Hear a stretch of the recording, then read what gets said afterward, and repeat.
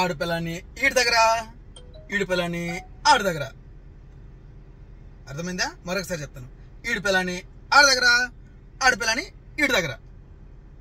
ఎవరు పడుకోబెట్టారు? ఇది legalising prostitution అంటే అధికారిక మత గ్రంథంలో దేవుడు, బైబిల్ దేవుడు ఒకళ్ళ పిల్లల్ని తీసుకెళ్లి ఇంకొకరికి అప్పగించడం. ఆడి పిల్లాన్ని ఈడి దగ్గర, ఈడి పిల్లాన్ని ఆడి దగ్గర. కరోనాకర్ దుర్గన అనేటువంటి ఒక పాపిస్టి సంస్థకి అధిపతిగా ఉన్న ఒక పోరంబోకు ఈ వెధవ మాట్లాడే మాటలు ఏంటంట, యెహోవా దేవుడంట ఆడపిల్లని ఈడి దగ్గర, ఈడి పిల్లని ఆడి దగ్గర పని పెట్టాడంట. వీడు క్రిస్టియన్, ఒకప్పుడు వీడమ్మ క్రిస్టియన్, వీడి చెల్లి క్రిస్టియన్, వీళ్ళింట్లో వాళ్ళందరూ క్రిస్టియన్, వీళ్ళ అత్తమ్మ క్రిస్టియన్.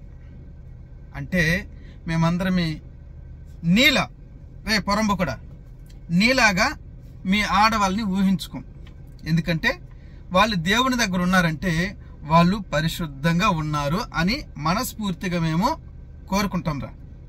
రే కరుణాకర్ దుర్గా ఒరే సోంబేరి, ఒరే పోరంబోకు విధవా, కళ్ళున్నాయంటారు నీకు?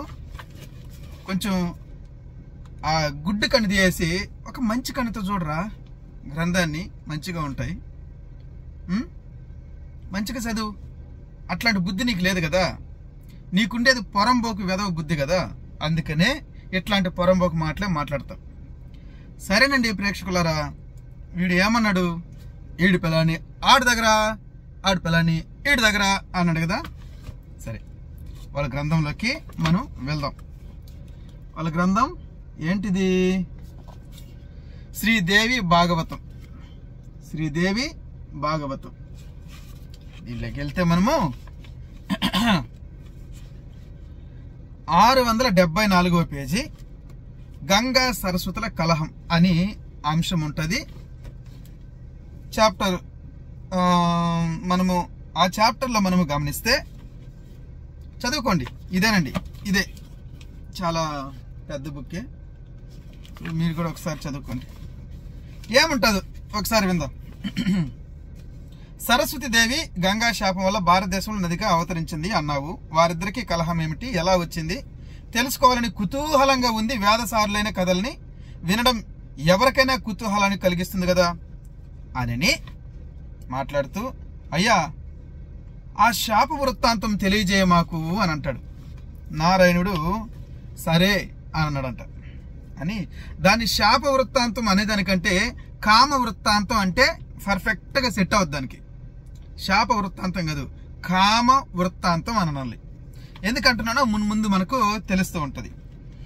సరే, బ్రహ్మకుమార, అతి పురాతన అత్యంత పుణ్య ప్రథమ గంగా సరస్వతి కలహమును వివరిస్తాను, శ్రద్ధగా ఆలకించు. లక్ష్మి, సరస్వతి, గంగా ఈ ముగ్గురు శ్రీ మహావిష్ణుకి ఇల్లాండ్రు. ఏంటంట? లక్ష్మి, సరస్వతి, గంగా మహావిష్ణువుకి భార్యలంట. పెళ్ళాలు అని అంటే బాగుండదు కాబట్టి భార్యలంట. ఏవండి? బ్రహ్మ భార్య సరస్వతి కదా. ఈ సరస్వతిని ఏడ పడుకోబెట్టాడు? విష్ణు దగ్గర పడుకోబెట్టాడా? Question mark. గంగా ఎవరి భార్య? సముద్రుడి, భగీరథుడి భార్య కదా. భగీరథుడు విష్ణు దగ్గర పడుకోబెట్టాడా? చెప్పాలా? ఈ కరుణాకర్ గాడు, ఈ పనికి మళ్ళీ పొరంబోకు సన్నాసిగాడే కాదు, ఎవడిని ఏ మొత్తం మాదైనా దీనికి సమాధానం చెప్పచ్చు. ఎవడి భార్య ఎవడి దగ్గర పడుకోబెట్టాడు దీని ద్వారా నాకు చెప్పాలి. శ్రీ మహావిష్ణుకి లక్ష్మి భార్య మేము నమ్ముతాం. మరి సరస్వతి భార్య ఎట్లయింది? ఇంకొకటి భార్య కదా, ఎట్లా అయింది మాకు వివరించాలి. అలాగే గంగా ఎవరి భార్య? భగీరథుడి భార్య.